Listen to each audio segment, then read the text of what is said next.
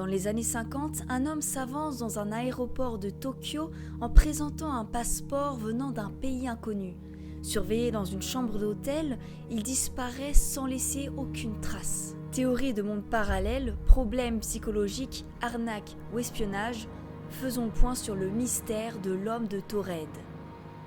Nous sommes à Tokyo en 1954, lors d'un été où la chaleur est étouffante. Un ressortissant européen passe les portes de l'aéroport de Haneda. Costard, mallette en cuir à la main, il ressemble à n'importe quel homme d'affaires. Comme chaque voyageur, il fait la queue pour la vérification des passeports et c'est là que le mystère commence. Il arrive devant les officiers et présente son passeport. Sous ce dernier, il est inscrit que le voyageur vient de Taured. Est-ce que vous connaissez ce pays ? Non ? C'est normal, parce qu'il n'existe pas. Les officiers sont confus parce que le passeport paraît totalement authentique avec des visas tamponnés qui sont bien réels. Les douaniers lui demandent alors où se trouve ce pays en lui présentant une carte du monde parce qu'ils n'ont jamais entendu parler de cet endroit. L'homme pointe alors du doigt Andorre qui se situe entre la France et l'Espagne. Donc, clairement pas Taured. L'homme est déconcerté affirmant que son pays existe depuis plus de 1000 ans.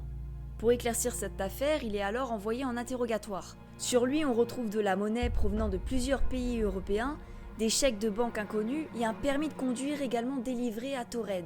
L'homme assure avoir effectué plusieurs voyages au Japon et c'est la première fois qu'il rencontre ce genre de problème.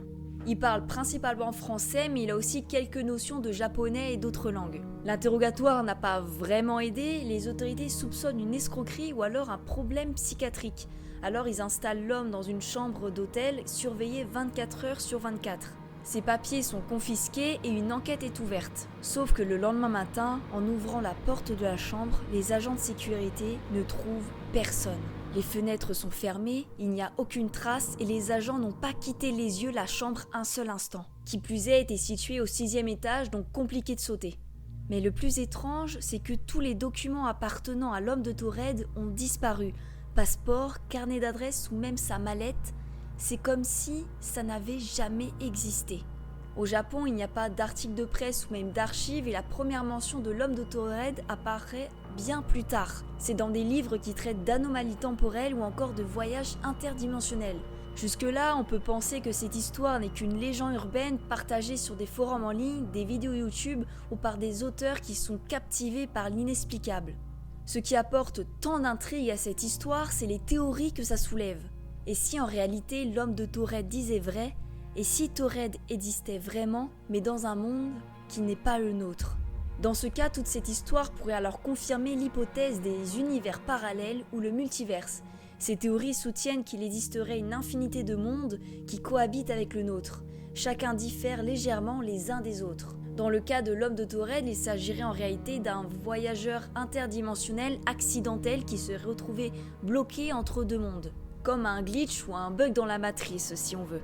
Bon, évidemment, ces explications tiennent plus de la science-fiction que de la science. Toutefois, certaines expériences en physique quantique, comme celles sur les particules intriguées et les fluctuations du vide, laissent la porte ouverte à des réalités superposées. Des chercheurs du MIT ou du CERN évoquent parfois la possibilité de dimensions supplémentaires, bien qu'aucune preuve tangible ne vienne étayer l'idée de saut entre elles. Dans un autre côté, un peu plus rationnel, les explications sont beaucoup plus simples. Fausse identité, schizophrénie, erreur administrative ou même opération d'espionnage. Il faut savoir que dans les années 50, l'espionnage était omniprésent et le Japon était un carrefour stratégique. Donc un faux passeport, une couverture un peu bidon et une soudaine disparition auraient très bien pu correspondre à une opération secrète qui a été par la suite maquillée en légende urbaine. Autre possibilité, c'est que l'histoire soit en réalité une interprétation d'un cas psychiatrique ancien qui aurait été interprété avec des témoignages assez flous. La disparition serait donc en réalité une simple fuite ou aidée par un complice non détecté. On aurait pu en rester là et continuer de partager cette histoire comme étant l'un des plus grands mystères du XXe siècle, mais des années plus tard, en 2021, un utilisateur de Reddit a débunké l'affaire. En 1959, un homme a été arrêté au Japon pour avoir utilisé un faux passeport qu'il avait lui-même fabriqué, soi-disant émis par un pays inexistant. Il ne venait évidemment pas d'une autre dimension et il a été arrêté par les autorités japonaises. Et contrairement à ce qu'on raconte, il n'aurait pas mystérieusement disparu de sa chambre d'hôtel. Le 29 juillet 1960, un débat à la Chambre des communes britannique aborde le sujet des formalités frontalières, autrement dit le processus administratif par lequel une personne entre sur le territoire d'un autre pays. Un nom est mentionné, celui de John Allen Kusha Zegrus. Il a été poursuivi au Japon pour l'utilisation d'un faux passeport. Le fait qu'un homme ait pu circuler dans le monde avec un passeport fabriqué, émis par un pays imaginaire et contenant des écritures dans une langue absurde, a été confirmé par des reportages tels qu'un article de journal datant d'août 1960. John voulait faire le tour du monde et pour impressionner les autorités, il a inventé un pays, une capitale et une autre langue. Il était très investi avec toute cette imagination, il aurait pu juste écrire le scénario d'un film de science-fiction. Et du coup, il a inscrit toutes ces informations sur un passeport qu'il a lui-même fabriqué. Une technique qui a apparemment fonctionné jusqu'ici, jusqu'à ce fameux jour au Japon. John Zegrus prétendait être un Éthiopien naturalisé et un agent de renseignement du colonel Nasser. Le passeport était estampillé comme ayant été délivré à Tamanrasset, capitale du Tuareg, au sud du Sahara. Évidemment, c'est du bullshit.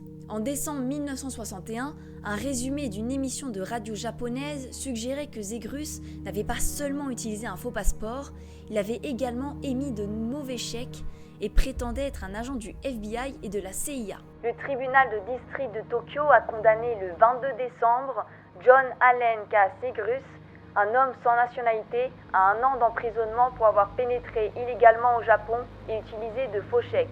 Zegrus, américain autoproclamé et qui serait présenté comme un agent du FBI et de la CIA, est entré dans le pays en 1959 avec un passeport falsifié. Donc l'étranger mystérieux de nationalité et d'origine inconnue, accusé d'entrée illégale et de fraude, était John Allen Zegrus, âgé de 36 ans. Le 10 avril, le juge a rendu son verdict au tribunal de district de Tokyo et l'a condamné à 1 an de prison. On peut dire quand même qu'il s'en sort plutôt bien. Mais alors que la sentence se prononce, John se lève de son siège et tente de se suicider à l'aide de morceaux de bouteilles en verre brisées qu'il avait cachés dans sa bouche. Alors que Zegrus hurlait qu'il allait se tuer, 3 des gardes se précipitent sur lui et le maîtrisent. Il est par la suite transporté en ambulance à l'hôpital de Kyobashi.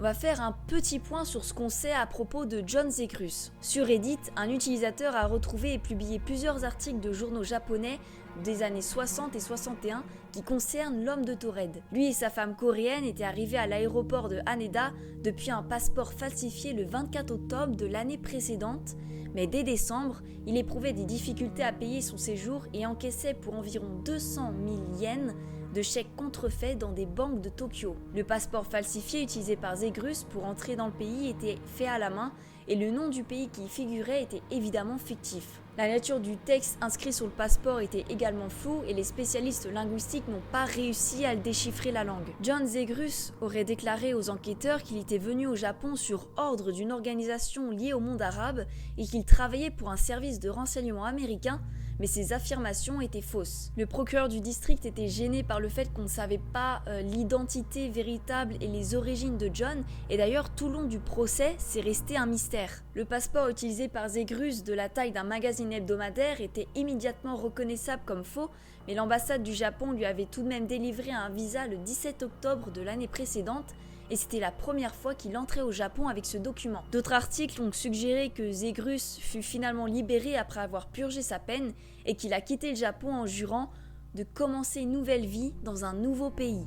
Encore aujourd'hui, l'énigme de ses origines, son identité ou même son destin reste encore inconnue. N'hésitez pas à me dire dans les commentaires ce que vous avez pensé de cette histoire et vos théories sur le sujet, et également à rajouter des éléments si j'en ai pas intégré dans cette vidéo. J'espère en tout cas que cette histoire vous a plu. N'hésitez pas à vous abonner à la chaîne si vous en souhaitez d'autres, à liker, à commenter et à partager. C'est très important pour moi. Je vous retrouve le plus vite possible pour vous raconter de nouvelles histoires. Bye!